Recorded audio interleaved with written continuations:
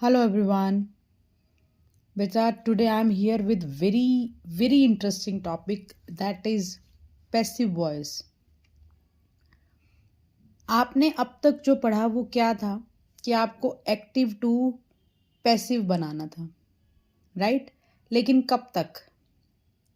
अब ऐसा तो नहीं है ना। एक हमने तरीका सीख लिया कि एक्टिव से पैसिव कैसे बनता है, लेकिन पैसिव का रियल लाइफ में यूज़ क्या है वो आज आपको क्लियर हो जाएगा।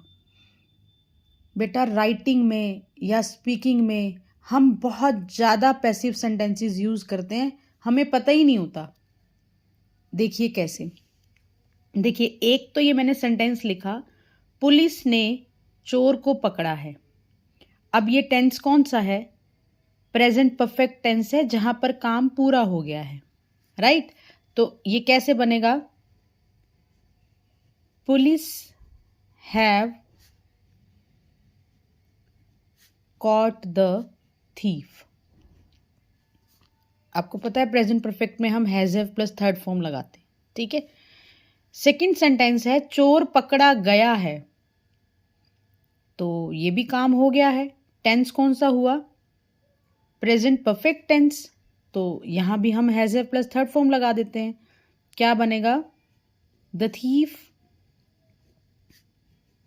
Has caught. ठीक है। अभी डिस्कस करते हैं इसको। नेक्स्ट सेंटेंस देखिए, मेरी बहन खाना बना रही है। ये प्रेजेंट कॉन्टिन्यूअस है। कैसे बनेगा? My sister is cooking food.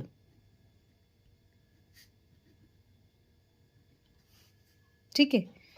खाना बन रहा है, ये भी प्रेजेंट कॉन्टिन्यूअस है, तो is am are action plus I N G लगा देते हैं। The food is cooking. लिखते हुए ही जो है ऐसा लगता है कि क्या लिख रही हूँ मैं। चलें अब आप इसको समझें पहले। देखिए, पुलिस हैव कॉट मतलब पुलिस ने पकड़ा है। द थीफ हैज कॉट मतलब चोर ने पकड़ा है। लेकिन हम कहना क्या चाहते हैं?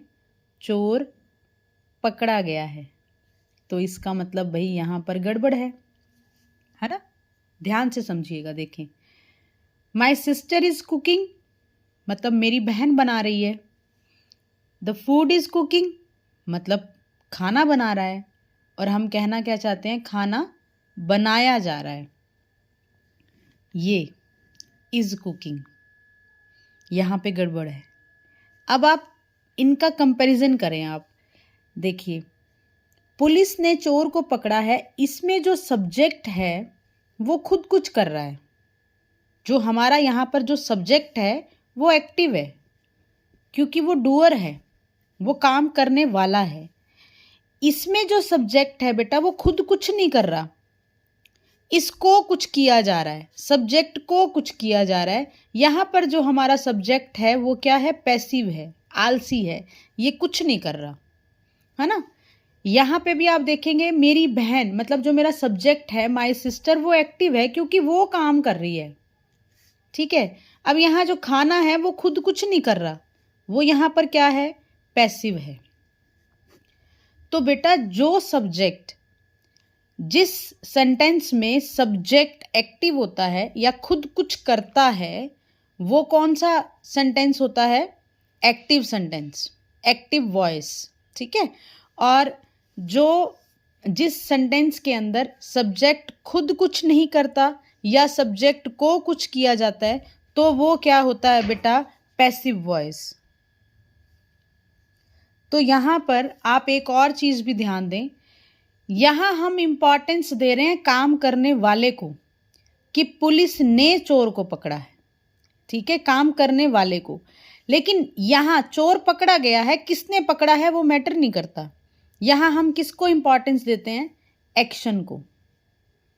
तो जो एक्टिव सेंटेंसेस होते हैं, एक्टिव वॉइस जो होता है, सॉरी, उसमें हम इम्पॉर्टेंस देते हैं डूअर को, काम करने वाले को।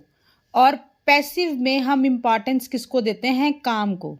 अभी देखें आप, नॉर्मली ऐसा होता है कि हम इस तरह के सेंटेंस बनाते हैं कि बैठो चाय बन रही है, क्योंकि चाय बन रही है ये ज़्यादा इम्पॉर्टेंट है, कौन बना रहा है वो इम्पॉर्टेंट नहीं है।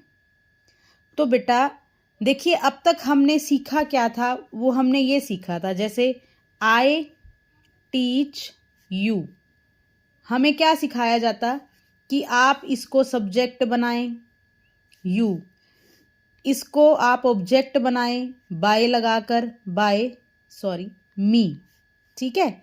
और इसका फिर हम टेंस देख के रूल्स को रट्टा मार के और फिर हम ये कर देते। तो अब इसका ये सेंटेंस क्या बना, तुम्हें पढ़ाया जाता है मेरे द्वारा, या तुम्हें मेरे द्वारा पढ़ाया जाता है। अब आप एक सिंपल सी बात है बेटा, अगर मुझे ये बात लिखनी है कहीं कि तुम्हें पढ़ाया जाता है मेरे द्वारा, तो मैं इतना कॉम्प्लिकेटेड सेंटेंस क्यों बनाऊंगी, मैं सिंपल ही कह दूंगी कि मैं तुम्हें पढ़ाती हूँ, है ना। अब मुझे ये कहना हो कि बैठो चाय बनाई जा रही है मेरी मम्मी के द्वारा, अरे भाई मैं इतना मुश्किल और कॉम्प्लिकेटेड सेंटेंस क्यों बनाऊंगी, मैं डायरेक्ट ही कह दूंगी कि मेरी मम्मी चाय बना रही है। तो समझे आप कि पैसिव वो ठीक है, एक्टिव टू पैसिव हमें सिखाया जाता है कि हम पैसिव सेंटेंसेस बनाना सीख जाएं, लेकिन बेटा जहाँ पे डूअर इम्पॉर्टेंट नहीं होता है वहाँ हम पैसिव सेंटेंस लगाते हैं। तो उसमें अगर आप बाय लगा के लगाना है वो तो आपकी मर्जी है ना, मतलब हमने खुद सेंटेंस बनाना है कि वो एक्टिव में बनाना है कि पैसिव में बनाना है। अगर पैसिव में बनाना है तो बेटा फिर आपको बाय लगाने की ज़रूरत नहीं रहती है वहाँ पे।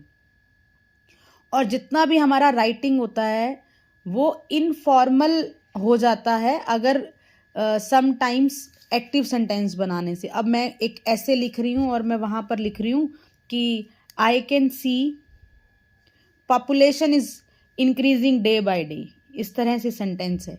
अब आई कैन सी से मेरा जो राइटिंग है वो बिल्कुल इनफॉर्मल हो गया, और राइटिंग होना क्या चाहिए, फॉर्मल। तो मैं यहाँ क्या क्या लिखूंगी, it can be seen that. तो बेटा इट कैन बी सीन कितना फॉर्मल हो गया ना, कितना अच्छा साउंड कर रहा है, क्योंकि कौन देख सकता है वो मैटर नहीं करता, पॉपुलेशन बढ़ रही है इस चीज को देखा जा सकता है। क्लियर है आपको अभी कि पैसिव का हम पूरा दिन में ज़्यादा नहीं तो 40% सेंटेंसेस जो हैं हम पैसिव के ही बोलते हैं। जैसे मतलब if someone has passed away, आप कहते हैं उसको याद किया जाएगा, वो थोड़ी ना कुछ करेगा, है ना। वहाँ से मत जाओ, रोड बन रहा है, रोड थोड़ी ना किसी को बना रहा है, पैसिव है ना, रोड को बनाया जा रहा है ना। शादी की तारीख फिक्स हो गई है, मम्मी कहती है खाना बन गया है आ जाओ।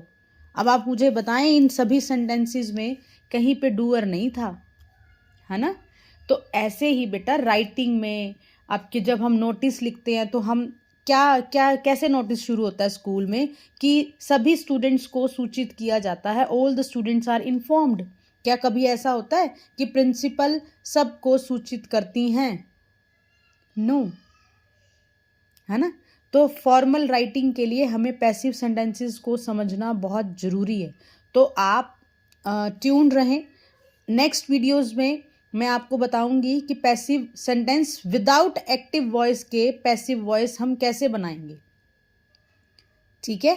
देखो एक्टिव टू पैसिव भी अपनी जगह ठीक है, एग्जाम पॉइंट ऑफ व्यू से ठीक है, लेकिन अगर हम सिर्फ एक्टिव के सहारे ही अगर पैसिव बनाएंगे ना तो हम पैसिव सेंटेंसेस का ग्रामेटिकली करेक्ट हम ना तो बोल पाएंगे और ना ही लिख पाएंगे। तो इन शॉर्ट मैं आपको क्लियर कर दूं कि जिस सेंटेंस में सब्जेक्ट खुद कुछ करता है वो एक्टिव वॉइस होता है, और जिस सेंटेंस में सब्जेक्ट को कुछ किया जाता है वो हमारा पैसिव वॉइस होता है। जब सब्जेक्ट को इम्पॉर्टेंट मतलब जब हम काम करने वाले को इम्पॉर्टेंस देते हैं तो वो हमारा एक्टिव वॉइस होता है, और जब हम काम को इम्पॉर्टेंस देते हैं तो हमारा वो पैसिव वॉइस होता है। तो आज आप ये इतना समझने के बाद आप सोचना, जब आप घर में जब आप हिंदी में भी बात करते हैं कि ये सेंटेंस एक्टिव में है या पैसिव में है। अब मैं आपसे ये कहूँ कि भाई आपको मैंने आपको पैसिव के बारे में बता दिया गया है, किसने बताया है वो मैटर नहीं करता। आपको जो है एक नहीं मैं अब मैं एक और एग्जांपल ले रही हूँ कि नेक्स्ट मंडे एक नई वीडियो पोस्ट होगी, कौन करेगा वो मैटर नहीं करता। मैंने ये तो नहीं कहा कि मैं करूँगी, है ना। हर फ्राइडे को नई मूवी रिलीज होती है, कौन कौन करता है वो मैटर ही नहीं करता। वो सारे के सारे सेंटेंसेस कौन से हैं, पैसिव के हैं बेटा। क्लियर। तो आप लोग कनेक्टेड रहें and wait for the next video. There we shall discuss how to form passive voice, how to form sentences in passive voice. ठीक है, ओके, बाय।